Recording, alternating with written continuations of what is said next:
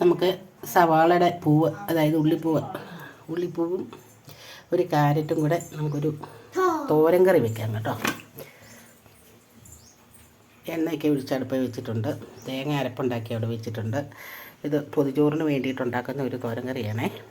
അപ്പം ഇതങ്ങനെ വല്ലപ്പോഴും ഒക്കെ കിട്ടുന്ന സാധനമാണ് ഈ ഉള്ളിപ്പൂവ് സവാളയുടെ. ഇതെല്ലാവർക്കും ഭയങ്കര ഇഷ്ടമാണ്. താനും വല്ലപ്പോഴും പച്ചക്കറിക്കടയിൽ കാണുന്ന സാധനം. അപ്പോൾ കാണുമ്പോഴേ നമ്മളത് മേടിക്കും, നമുക്ക് ഇഷ്ടമുള്ളത് കൊണ്ട്. നല്ല ടേസ്റ്റാണ്. ഇത് നല്ല എണ്ണയ്ക്കകത്ത് വഴറ്റിയ ഒരു തോരൻ വെക്കുവാണെങ്കിൽ നല്ല രുചിയുണ്ട്. ചോറ് കെട്ടാനും ഒക്കെ നല്ല രുചിയാണ്. അപ്പോൾ നമുക്കിതിനെ തോരനാക്കി എടുക്കാം. മഞ്ഞൾപ്പൊടി ഉപ്പും ചേർത്ത് 2-3 പച്ചമുളകും കൂടെ അരിഞ്ഞിട്ട് നമ്മളിതിനെ വഴറ്റിയെടുത്തു കേട്ടോ. ഇനി ഇതിനകത്തേക്ക് നമുക്ക് തേങ്ങാരപ്പ് ചേർക്കാം. എന്നിട്ട് വെള്ളം ഒട്ടും തന്നെ ചേർക്കാത്ത എണ്ണയ്ക്കകത്ത് വാടി തന്നെ എടുക്കണം. കണ്ടോ, നല്ല ടേസ്റ്റുള്ള നല്ല സുന്ദരനായ ഒരു തോരൻ കറി വെച്ചു കേട്ടോ. ഇലപ്പൊതിക്കകത്ത് ചോറിനകത്തേക്ക് ഇതും ചൂടോടെയും കൂടെ കോരി വെച്ച് ഇലയും കൂടി പൊതിഞ്ഞ് കെട്ടണം. എന്നാ ടേസ്റ്റ് എന്നറിയാം ചോറ് പിന്നെ കെട്ടഴിച്ച് കഴിക്കാൻ. അപ്പോൾ നമുക്ക് ഇലപ്പൊതിക്ക് വേണ്ടി ഈ കറി എടുത്തുകൊണ്ട് പോകാവേ. അപ്പം തോരൻ കറി ഒന്ന് വെച്ചു പൊതിച്ചോറിന്. അപ്പം നമുക്കൊരു മെഴുക്ക് വരട്ടി കറി വെക്കണം കേട്ടോ. ഇത് ബീറ്റ്റൂട്ട് 2 പച്ചമുളക്, സവാള, ബീൻസ് ഇതെല്ലാം കൂടെ ചേർത്തിട്ട് നമുക്കൊരു മെഴുക്ക് വരട്ടി വയ്ക്കാവേ. മറ്റേ തേങ്ങ അരച്ച് വെക്കുന്നത് തോരൻ, ഇതിനെ തേങ്ങ അരയ്ക്കാതെ ഉണ്ടാക്കുന്നതിന് മെഴുക്ക് വരട്ടി. അപ്പോൾ ഒരു മെഴുക്ക് വരട്ടി, ഒരു തോരൻ, ഒരു അച്ചാർ, ഒരു മുട്ട പൊരിച്ചത്, ഇതൊക്കെയാണ് സാധാരണ നമ്മൾ പൊതിച്ചോറ് കെട്ടാൻ വെക്കുന്നത്. പിന്നെ ഇതൊന്നും ഇല്ലെങ്കിൽ തേങ്ങാ ചമ്മന്തി മാത്രം വെച്ച് ഇലയിൽ പൊതി കിട്ടും കേട്ടോ. അപ്പോഴും നല്ല ടേസ്റ്റുള്ള ചോറും പൊതി കഴിക്കാം.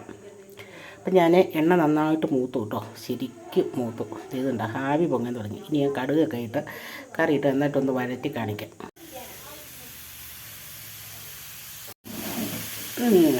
എന്നാ കുഞ്ഞാ പറഞ്ഞേ? ഓ, വീഡിയോ എടുത്താണോ? ആയിക്കോട്ടെ. അപ്പോൾ നമ്മുടെ മെഴുക്ക് വരട്ടി കണ്ടോ, മെഴുക്ക് വരട്ടിക്ക് ബീറ്റ്റൂട്ട് ഇട്ട് നന്നായിട്ടൊന്ന് വാടി കേട്ടോ. നന്നായിട്ടൊന്ന് വാടി ഒരു പകുതി മുക്കാൽ വേവായി കഴിയുമ്പോൾ നമുക്ക് ഈ പച്ചക്കറിയും കൂടി ഇട്ട് കൊടുക്കാം കേട്ടോ. ബീൻസും സവോളയും ഇച്ചിരി കൂടെ ഒന്ന് വാടി വരാനുണ്ട്. പിന്നെ വെള്ളം പറ്റി ഒന്ന് ഉണങ്ങി വെന്ത്.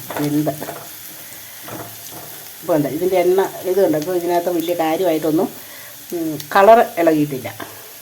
വെളിച്ചെണ്ണ ഉണ്ട്, നല്ല തെളിഞ്ഞ വെളിച്ചെണ്ണയാണ്. കാരണം എണ്ണയിലിട്ട് വഴറ്റുമ്പോൾ ഈ ബീറ്റ്റൂട്ടിൻ്റെ കളർ ഇളകില്ല. അതേസമയത്ത് വെള്ളം ഒഴിച്ച് വേവിച്ച് കഴിഞ്ഞാൽ മൊത്തത്തിൽ പിടിക്കും, കളർ മാറും. എന്താണെന്ന് തിരിച്ചറിയാൻ പറ്റില്ല. എല്ലാം കൂടി ഒരു കളറായിരിക്കുമേ. അപ്പം ഇതിനി ഒരുമാതിരിയൊക്കെ വാടി വെന്ത് കഴിയുമ്പം പിന്നെ നമുക്കത് ചേർക്കാം, സവാളയും ബീൻസും. അപ്പോൾ ഇതൊരു നല്ലൊരു മെഴുക്ക് വരട്ടി കറിയാവും. നേരം ഉണ്ടെങ്കിൽ ഇങ്ങനെ പല കുഞ്ഞിപ്പണികളും ചെയ്യും. നേരം കുറവാണെങ്കിൽ ചിലപ്പം ഒറ്റ ചമ്മന്തിയിലോ ഒരു പത്രം പൊരിച്ചതിലോ അല്ലെങ്കിൽ ഒരു അച്ചാറയിലോ അല്ലെങ്കിൽ അല്പം കട്ടത്തൈലയിലോ ഒക്കെ അങ്ങ് നിർത്തും. സമയമുണ്ട് ഇങ്ങനെയുള്ള കുഞ്ഞു കാര്യങ്ങളൊക്കെ ചെയ്തുകൊണ്ടിരിക്കും. പിന്നെ നമുക്കിതിനകത്തേക്ക് സവോളയും പിന്നെ ബീൻസും കൂടെ ഇട്ട് കൊടുക്കാം കേട്ടോ. ഇനി ഞാൻ നന്നായിട്ട് ഇളക്കി കൊടുക്കട്ടെ. കണ്ടോ, മഞ്ഞൾപ്പൊടി ശകലം ചേർത്തു, ഒരല്പം മസാലപ്പൊടിയും കൂടെ ചേർത്ത് കൊടുക്കാം കേട്ടോ നമുക്ക്. അതെന്തിനാണെന്ന് ചോദിച്ചാൽ ഒരല്പം മണം കിട്ടാൻ, ഒരല്പം രുചി വ്യത്യാസം കിട്ടാൻ, അല്ലെങ്കിൽ ഒരു വെള്ളച്ചുവയായിരിക്കും.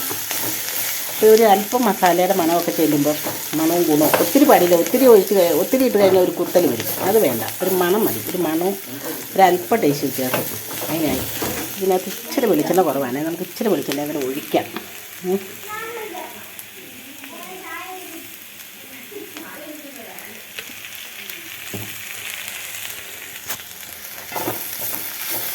ഒരു പ്രകാശം പോലെ ഒരു തെളിച്ചം വേണം. നല്ല എണ്ണയുടെ ഒരു ഷൈനിങ് വരെ കാണാനും ഒരു ഭംഗി വേണ്ട. ഇതിനി നൈസായിട്ടുള്ള തീയിൽ ഫ്ലെയിം ചെറുതായിട്ട് വെച്ചിട്ട് നമുക്ക് ഒന്ന് മൂടി വെക്കാൻ ഒത്തിരി നേരം മൂടി വെക്കരുത്. മൂടി വെച്ചാൽ വേറൊരു കളറായിട്ട് പോകും. അപ്പോൾ ഇതേ കളറിൽ തന്നെ നമുക്ക് കിട്ടുകയും ചെയ്യണം കേട്ടോ. അപ്പോൾ രാവിലെ പൊതിച്ചോറിന് വേണ്ടി ഉണ്ടാക്കിയ കറികളൊക്കെ കൂട്ടി പൊതി കെട്ടിക്കൊണ്ടിരിക്കുക കേട്ടോ.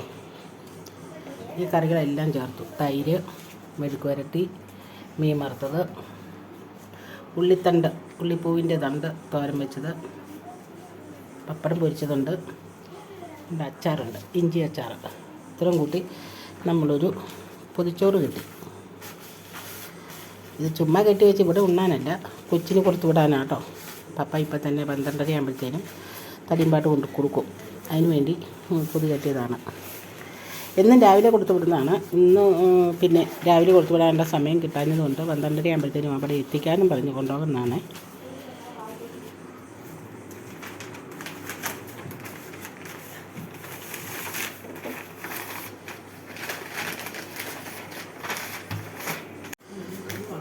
അപ്പോൾ ചോറും പൊതി കെട്ടി റെഡിയാക്കി വെച്ചോട്ടോ. ഇനി കൊണ്ടുപോകാനുള്ള പരിപാടിയാണ്, പോകാൻ തുടങ്ങുകയാണ്.